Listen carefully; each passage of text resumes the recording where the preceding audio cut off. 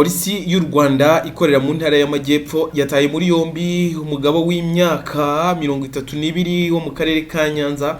Uyu arakekwaho kwica umwana we w'umuhungu w'imyaka 11 aho yamujyanye kumwicira mu karere ka Huye, agaca umutwe umurambo ndetse akanawutwika. Uyu mugabo yafashwe ku itariki ya 9 Gicurasi 2025 mu kagari ka Rwesero mu murenge wa Busasamana ari mu karere ka Nyanza. Amakuru avuga ko kuri uyu wa 5 Gicurasi 2025 uyu mwana Gisubizo mbere yo kwicwa ngo yaturutse ku ishuri yigagaho rya GS Hanika ry'Inyanza ajya kureba se mu mujyi wa Nyanza ngo amwogoshe aho yarasanzwe akorera ako kazi, maze aho kumwogosha ahubwo ngo amujyana kumwicira mu karere ka Huye.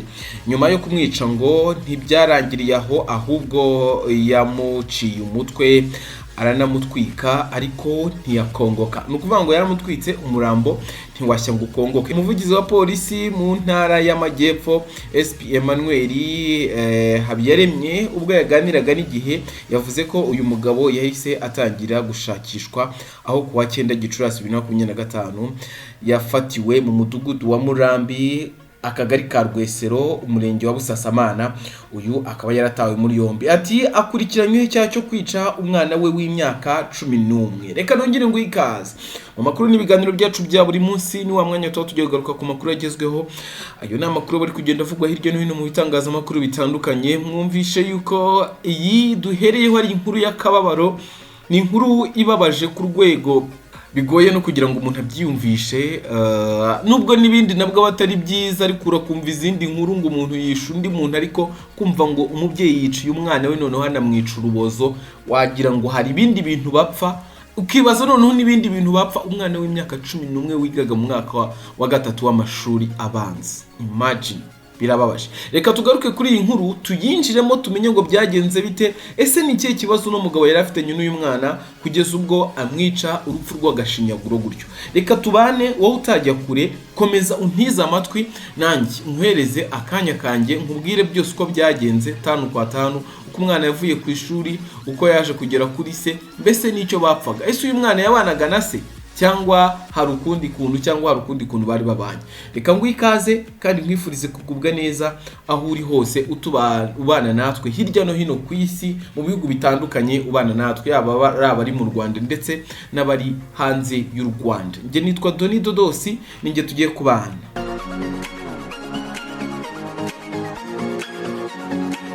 Nkuko nari maze kubigarukaho, reka twinjire muri iyi nkuru mu buryo butomoye cyangwa mu buryo burambuye, tujye in deep. Polisi y'u Rwanda iherereye mu ntara y'Amajyepfo yataye muri yombi umugabo w'imyaka 32 ukekwaho kwica umwana we w'umuhungu w'imyaka 11 akagerageza gutwika umurambo we. Uyu mugabo yafatiwe mu kagari ka Rwesero mu murenge wa Busasamana mu karere ka Nyanza. Kuva tariki ya 5 z'ukwezi kwa 5 2025 ubuyobozi bw'ishuri ubwo turatangiye kumenya uko byagenze, byatangiye biti. Kuri iyi tariki nayo imaze kuvuga haruguru, tariki ya 5 z'ukwezi kwa 5 2025 uku kwezi nyine, ubuyobozi bw'ishuri rya GS Hanika riri mu murenge wa Busasamana bwatangiye gusakaza ku mbuga nkoranyambaga itangazo ririmo amagambo yo kurangisha rigira riti: turarangisha umwana witwa Gisubizo, iwabo batuye mu mudugudu wa Mugandamure mu kagari ka Kavumu mu murenge wa Busasamana mu karere ka Nyanza. Uyu mwana afite imyaka 11 akaba yiga mu mwaka wa 3 w'amashuri abanza. Yabuze avuye kwiga nimugoroba, yari yambaye imyenda y'ishuri na bodaboda z'ubururu. Umuyobozi wa GS Hanika Munyaneza Oswaridi yabwiye Umuseke ko ririya tangazo ryasohotse ubwo umwana yari amaze iminsi ataza kwiga, maze nyina na nyirakuru bajya kubaza ku ishuri umwana wabo, nyuma bajya gutanga ikirego kuri RIB, nayo ibarangira kujya kureba mu biruhukiro bw'ibitaro bya CHUB i Huye, babonayo umurambo w'umwana wabo.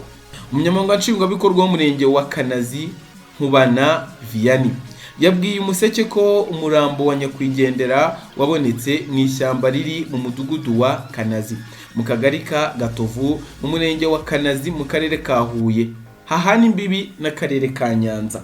Inzego zatangiye iperereza maze hafungwa se w'uriya mwana. Umuvugizi wa polisi mu ntara y'Amajyepfo SP Emmanuel Habiyaremye avugana n'ikinyamakuru cyitwa Umuseke ko se wa nyakwigendera afite imyaka 32 yafatiwe mu mudugudu wa Murambi mu kagari ka Rwesero mu murenge wa Busasamana mu karere ka Nyanza kugira ngo akurikiranwe ku cyaha cyekwaho cyo kwica umwana we witwa Gisubizo w'imyaka 11. Nta byinshi polisi yarengeje kuri iki kibazo, gusa umunyamakuru w'Umuseke yageze aho uyu mugabo asanzwe akorera akazi ko kogosha. Umunyamakuru w'Umuseke rero aganira nabo bakorana bavuga ku mpamvu yaketsweho kwihekura akica umwana we nyine. Uyu mwana yari asanzwe atabana na se.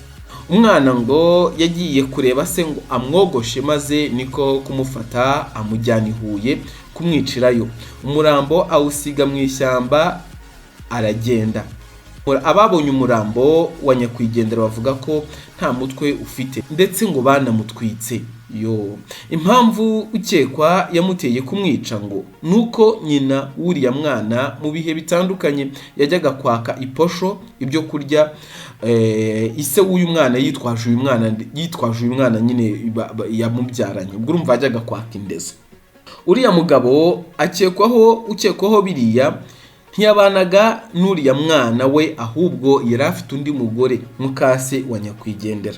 Ntitwamenye rero aho uyu mugabo ukekwa kwica uyu mwana afungiye. Polisi ivuga ko bikiri mu iperereza riri gukorwa.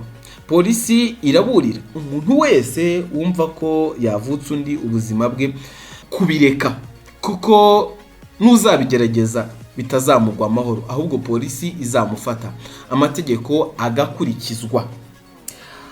Iyi nkuru ni inkuru y'akababaro, ni inkuru y'akasamutwe, ni inkuru kuyumva biteye ubushagarira. Umubyeyi w'umwana agafata ibiganza bye akabishyira ku mwana we yabyaye akamwica. Samwice ngo bigarukiraho, ahubwo akamuca umutwe. Ibyo nabyo ntibigarukiraho, ahubwo akaza no kumutwika.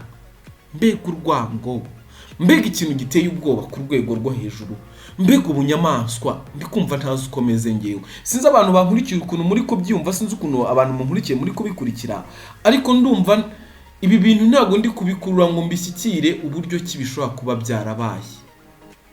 Uyu mugabo ashobora kuba yarateguye iki gikorwa cyo kugirira nabi umwana we, kuko umwana we ajya kumureba yafashe urugendo, yaramufashe bafata urugendo baragenda. Bisa nkaho ari ibintu yarateguye, bisa nkaho ari ibintu yashyize muri gahunda ku munsi uyu mwana azagaruka kumureba ashobora kuzamukorera ikintu kitari cyiza. Arategura, amuvana mu karere ke, ava mu karere ke amujyana mu kandi karere, ava mu karere ka Nyanza ajya mu karere ka Huye, ajya kwicira uwo mwana. Harimo na gahunda yo gusibanganya ibimenyetso, harimo urwego rwo kugira ngo hatazagira n'umukeka atwika umurambo. Murakeka ari iyihe mpamvu uyu mugabo yatwitse umurambo? Murakeka ari iyihe mpamvu uyu mugabo yaciye umwana we umutwe? Hari uburyo bubiri. Hari ukukuba uyu mugabo yari afite uyu mujinya wo ku rwego rwo hejuru y'umwana na nyina utamusiga, kuko iyo aza kuza gufata na nyina nawe yari kumwica, kuko umuntu utinyuka kwicira umwana we yakwica na nyina uwo mwana. Hari ukuba yaramwicanye ubugome bwo ku rwego rwo hejuru akumva yanamwica urubozo, kumutwika no kumukata umutwe. Ariko hari ubundi buryo.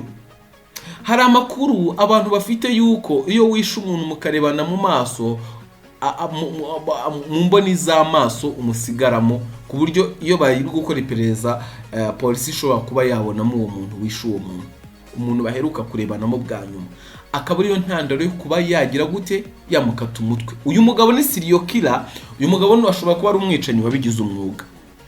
Ikindi, hari ukuba uyu mugabo gutwika uyu mwana, ibyo bita kuba bapima umuntu wamukozeho, bakaba bapima bakaba bamenya ngo umuntu wamukozeho, mbese bakaba bapima ibiganza by'umuntu wamukozeho, bagapima n'uwo musore bagasanga n'uwo musore wamukozeho. akaba yamutwika kugira ngo ibimenyetso byo kuba uyu musore yamukozeho kuba hasigaraho ibikumwe bye. Yes, ni ibikumwe kuba iyo umuntu nk'ubu ngubu nk'ameza ndi gukoreraho kuba nakozeho hariho ibikumwe byanjye, baramutse baje gupima kuri aya meza ngo bamenye umuntu wakozeho bahita babonaho ibikumwe byanjye.